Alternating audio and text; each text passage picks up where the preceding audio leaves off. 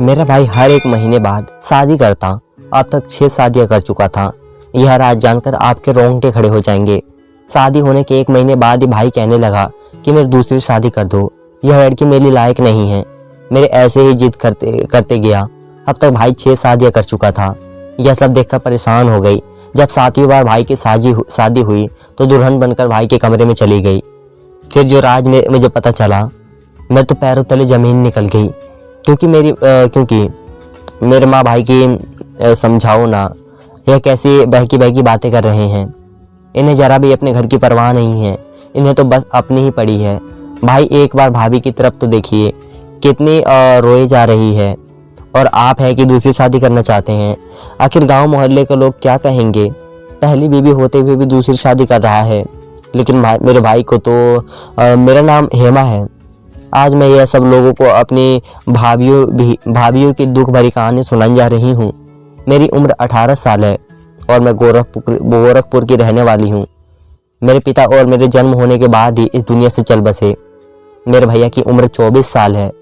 हम बस 2 भाई बहन हैं। हम दोनों की मेरी माँ ने बहुत मुश्किल से पाला था। मेरे पैदा होने के 2 महीने बाद ही मेरे पिता का दुनिया से चल बसे। अब मेरी माँ और भाई की हम सब कुछ थे। मेरी माँ को हम दोनों को संभालना बहुत मुश्किल हो रहा था। मैं उस वक्त 6 साल की थी। मेरा भाई स्कूल जाया करता था। मेरी माँ स्कूल की टीचर थी। हम दोनों को संभालते हुए वह अपना नौकरी भी करती थी। अगर हम दोनों की वजह से माँ टीचर का काम छोड़कर बैठ जाती तो घर का खर्चा कैसे चल पाता, और फिर भैया की पढ़ाई भी पूरी नहीं हो पाती। इसलिए माँ को हम दोनों को संभालना बहुत मुश्किल हो रहा था। कुछ दिनों के बाद भैया जब 10वीं कक्षा में गए तो उन्होंने अपनी पढ़ाई प्राइवेट कर लिया था और छोटा मोटा काम करना शुरू कर दिया। मेरी माँ मुझे तैयार करके स्कूल छोड़कर आती और अपने स्कूल में पढ़ने चली जाया करती। ऐसे ही करते करते कुछ दिन बीत गया। अब भाई की पढ़ाई भी पूरी हो चुकी थी और बहुत ही अच्छे खासे जॉब करने लगे थे। माँ भी घर पर बैठ गई और मैं 7वीं कक्षा में चली गई। अब तो दिन ऐसे ही निकलती गई। अब भाई की शादी की उम्र हो गई। जब उनके लिए रिश्ता तलाशना शुरू कर दिया गया, एक दिन मेरे घर पर पूरे मोहल्ले के ही आंटी आ गई। माँ भी जाकर आंटी के पास बैठ गई। मेरी माँ और आंटी दोनों बैठकर बातें करने लगे। बातें करते करते भाई की शादी का बात उभर आई। आंटी कहने लगी कि मेरी नज़र में एक लड़की है जो बहुत ही अच्छी और खूबसूरत है, संस्कारी भी है। अगर तुम चाहो तो मैं उनके लिए, तुम्हारे बेटे के लिए शादी की बात करती हूँ। मेरी माँ कहने लगी कि ठीक है। माँ और आंटी दोनों ही बातें करने में बिजी हो गई। थोड़ी देर के बाद आंटी अपने घर चली गई। मेरा भाई भी काम पर से वापस आ गया था। माँ भाई से कहने लगी, तुम्हारे लिए रिश्ता तलाशना शुरू कर दिया है। अगर तुम्हारे नज़र में कोई लड़की है तो बता दो। कहीं ऐसा ना हो कि तुमने पहले से लड़की पसंद करके रख लिया हो और मैं इधर उधर देखती फिरूं। मेरा भाई कहने लगा कि नहीं माँ, ऐसी कोई बात नहीं है। आप कैसी बातें कर रही हैं? क्या मैं ऐसा वैसा दिखता हूँ? आप जहाँ मेरी शादी करोगे मैं वहीं पर हंसी खुशी शादी कर लूँगा। मेरे भाई की बातें सुनकर तो ऐसा लगता था जैसे कितना सतवारा बना बैठा था।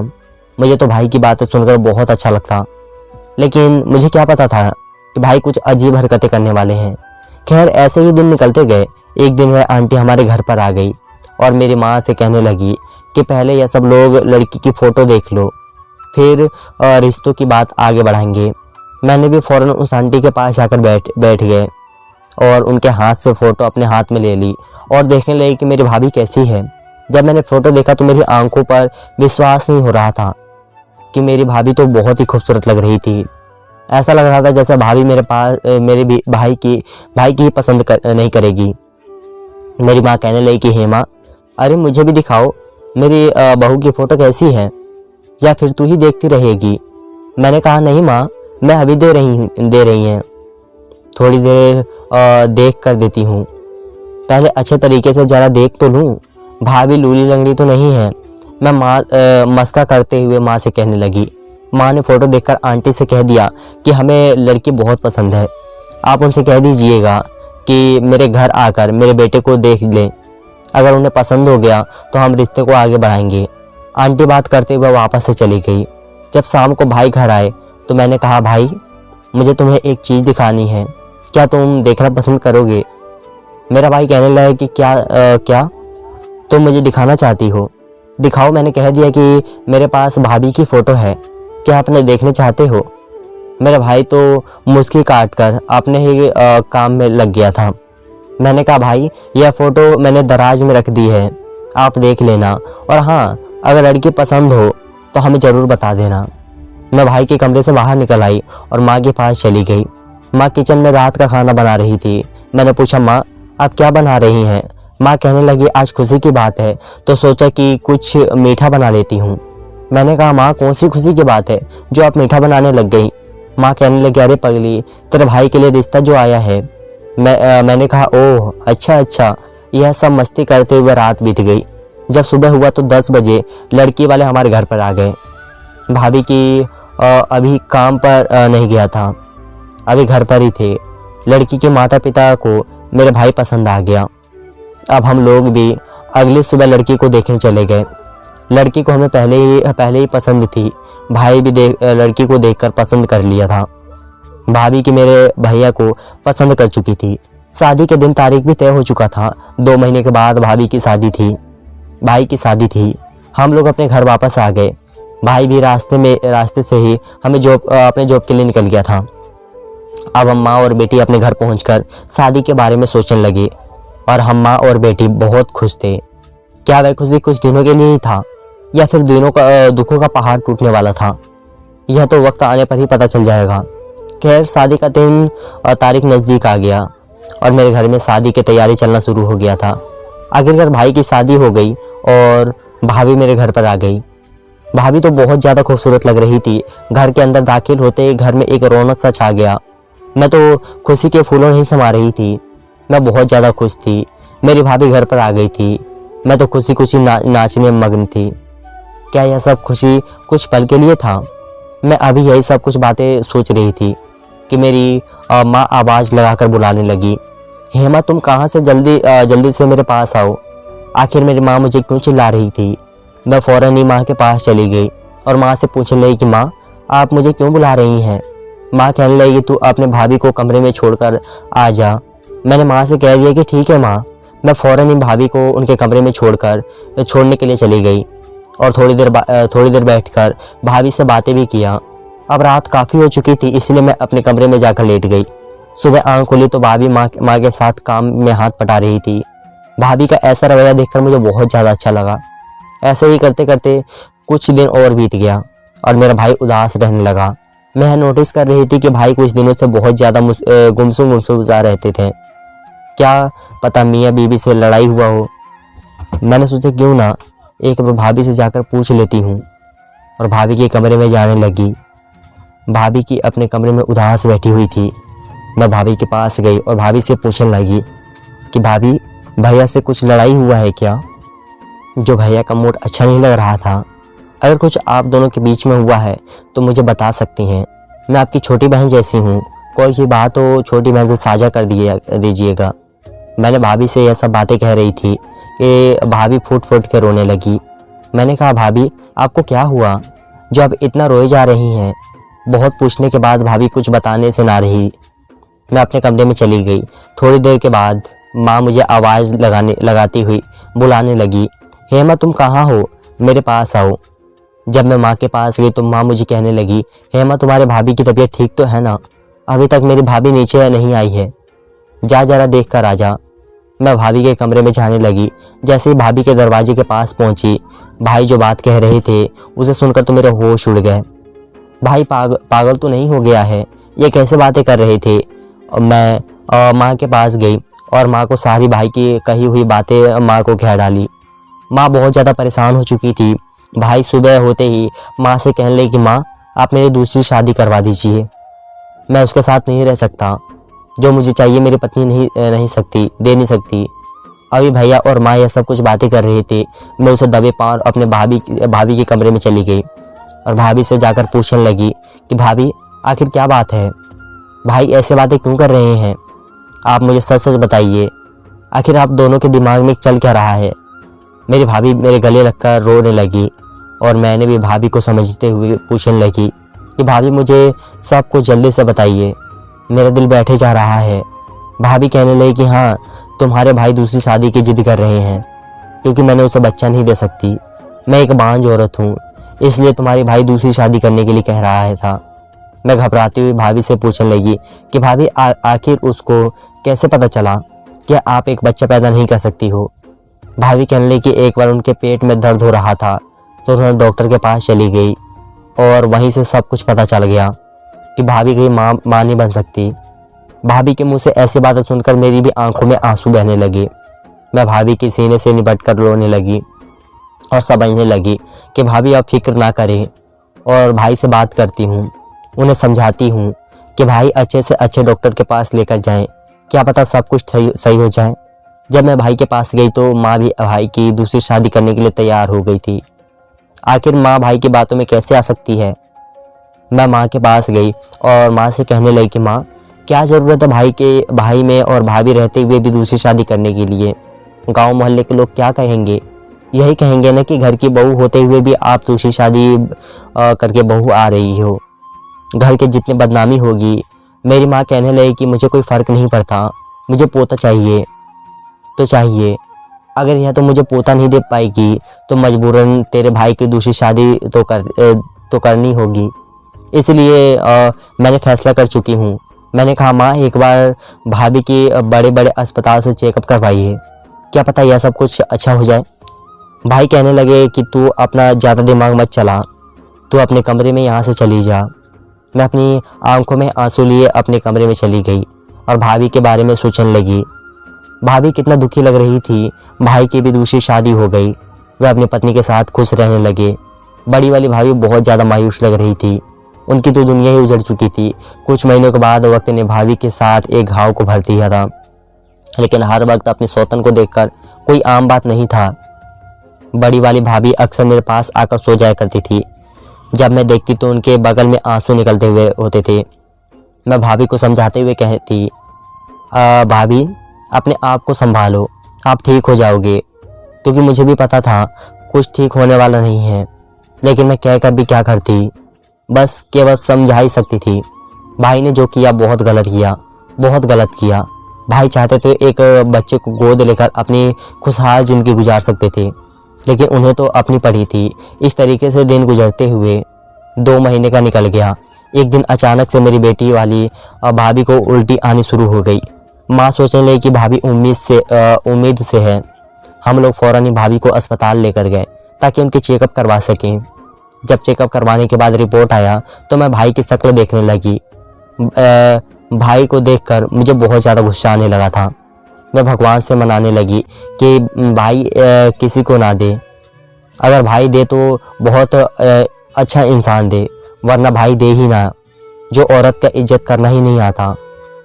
जैसे ही भाई को पता चला कि मेरी दूसरी भाभी बच्चों को जन्म नहीं दे सकती, वह फ़ौरन ही अस्पताल से बाहर के लिए निकल गए। हम सब लोग भाभी को लेकर वापस घर जाने लगे। अब भाई दोबारा ये मायूस रहने लगे।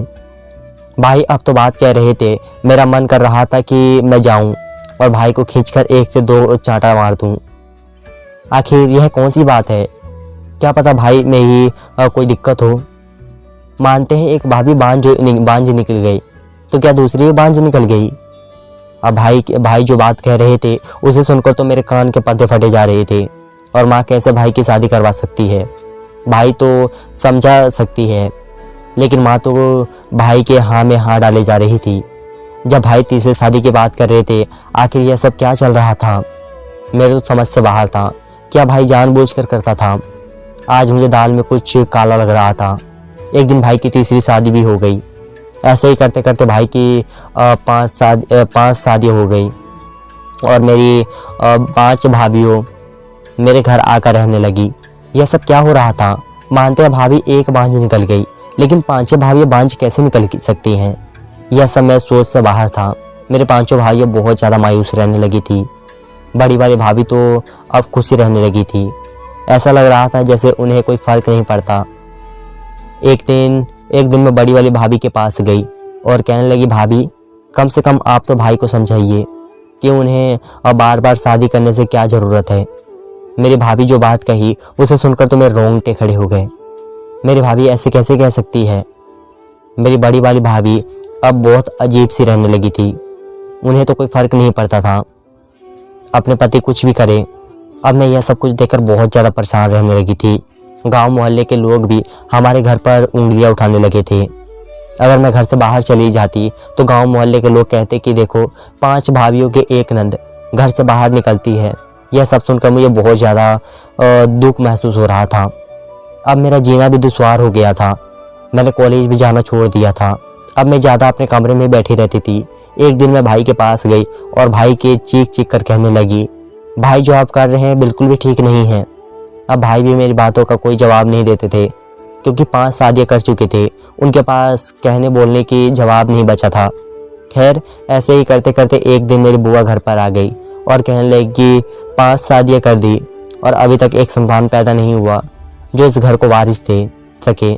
अगर तुम लोग बोले तो मैं एक लड़की की तलाश करवा देती हूँ, और बिल्कुल भी अच्छी है, बांझ नहीं है, गांव देहात की लड़की है और संस्कारी भी है। बुआ के मुंह से ऐसी बातें सुनकर मैंने फ़ौरन बुआ से कह दिया कि बुआ अभी मेरे घर पर 5 भाभियाँ काम नहीं है जो आप 6वीं भाभी इस घर में भेजना चाहती हैं। मेरी बुआ मुझको दस्तेज हुए कहने लगी कि तुम छोटी हो अभी, इसलिए बड़ी बड़ी बात मत किया करो। जाओ यहाँ से, अपने कमरे में जाकर बैठ जाओ। बड़ों को बात नहीं सुना करते। मैं अपना मन उदास करके अपने कमरे में चली गई। यह सब मेरे घर पर क्या हो रहा था? आखिर यह माजरा क्या था? यह सब चीज़ में बिल्कुल भी अनजान थी। अब मैं भी तय कर लिया था कि आखिर यह सब क्या चक्कर है। मैं यह सब कुछ जान कर ही रहूँगी। आज मेरे भाई के लिए फिर से शादी थी। आज मैंने सोच लिया था यह सब जान कर ही रहूँगी। जैसे भाई की शादी हुई और दुल्हन पर मैं दाखिल हुई, मैं फ़ौरन 6वीं वाली भाभी को अपने पास कमरे में ले गई और उन्हें सारी बात बता डाली। और भाभी का जोड़ा मैं खुद पहनकर भाई के कमरे में चली गई। बस मुझे यह राज जानना था कि मेरी एक भाभी बांझ कैसे हो सकती है, लेकिन सारी की सारी कैसे बांझ हो सकती है। यह तो चौंका देने वाली बात था। अभी मैं यही सब बातें सोच रही थी कि अचानक से बड़ी वाली भाभी गिलास में गर्म दूध लेकर आई और कहने लगे कि इसे तुम पी लो और हाथ में या दवा ले लो। भाग दौड़ में तुम्हें बहुत ज़्यादा थकावट हुई होगी, इसे खा लोगी तो तुम्हारा थकावट दूर हो जाएगी और तुम अपनी इस रात को और भी ज़्यादा हसीन बना दोगी। भाभी के मुंह से ऐसी बातें सुनकर मेरे तो पैरों तले की ज़मीन निकल गई। आखिर भाभी यह सब बातें कैसे कह सकती है? वह खुद अपने पति को दूसरी औरत के साथ बांट रही थी। मुझे कुछ समझ में नहीं आ रहा था कि मैंने फ़ौरन भाभी के हाथ से दवा ले ली और कह दिया कि अभी मैं थोड़ी देर के बाद खा लूँगी। जैसे ही भाभी कमरे से बाहर निकली, मैंने फ़ौरन उस दवा को अपनी सहेली के पास भेजकर पता करवाई कि जो बात मेरी सहेली बताई उसे सुनकर तो मेरे भाभी पर बहुत ज़्यादा गुस्सा आ रहा था। आखिर यह सब कैसे कर सकती है? उन्हें ज़रा भी शर्म नहीं आई कि मैं फ़ौरन भाभी के कमरे में गई और भाभी से चीख चीख कर पूछने लगी कि भाई आप यह सब कैसे कर सकती हैं? आप एक औरत होकर दूसरी औरत के साथ कैसे खिलवाड़ कर सकती हैं? दरअसल मेरी बड़ी भाभी गुस्से में आकर मैं हर एक भाभी को दबा देती रही ताकि वह प्रेग्नेंट ना हो पाए और सबके तान से बचे रहे। बस उनका एक ही सोच था कि कोई भी भाभी प्रेग्नेंट ना हो। मैंने भाभी से पूछा कि भाभी आप यह सब कैसे कर सकती हैं? आखिर आप ऐसा कर क्यों रही हैं? मेरी भाभी बताने लगी कि तुम्हारे भैया का मैंने बहुत मिन्नतें किया था कि वह दूसरी शादी ना करे। मैं उसे बहुत प्यार करती थी, लेकिन उसने तो एक ही बात उठा ली कि उन्हें दूसरी शादी करनी है और उन्हें अपना खुद का बच्चा चाहिए था। दूसरी औरत का सुनकर मुझे बर्दाश्त नहीं होता था, इसलिए मैंने सोच लिया था कि जिस तरीके से मुझे बच्चे का ना होने का वजह से मुझे दूर होते जा रहे हैं, उसी तरीके से इन्हें बच्चों की नसीब कभी नहीं होगी। बस यह शादियाँ करते रहेंगे और मैं शादी करने वाले रात हर एक को यह दवा देती रहूँगी जो कभी बच्चा पैदा ना कर सके। भाभी के मुंह से ऐसी बातें सुनकर मुझे बहुत ज़्यादा बुरा लग रहा था और मैं कुछ कह भी नहीं सकती थी। फिलहाल के लिए मैं अपने कमरे में निकलकर अपने 6वीं वाली भाभी को भाई के कमरे में लाकर बैठा दिया था। भाभी तो बदले की आग में ना जाने किसके साथ क्या क्या कर रही थी। आखिर उन लोगों का क्या कसूर था? सबसे छोटी वाली भाभी कुछ दिन के बाद प्रेग्नेंट हो गई। अब घर में एक अलग से रौनक बन गई। सब लोग छोटी वाली भाभी को बहुत ज़्यादा मानने लगी। बड़ी भाभी भी अब खुश बहुत रहने लगी। मेरी 6 भाभी मिलजुल कर एक साथ रहती थी कि इससे भी कोई गिलवा शिकवा नहीं करती थी। शायद भाभी इतनी बड़ी वाली और भाभी को बदले के आग में पता नहीं क्या कुछ कर देती थी। आज मेरे बगल में 6 भाभी नहीं आई होती तो घर में औलाद आने की वजह से घर का माहौल बहुत ही अच्छा हो गया होता और यह सब लोग मिलजुल कर एक घर में रहने लगे थे। धन्यवाद दोस्तों।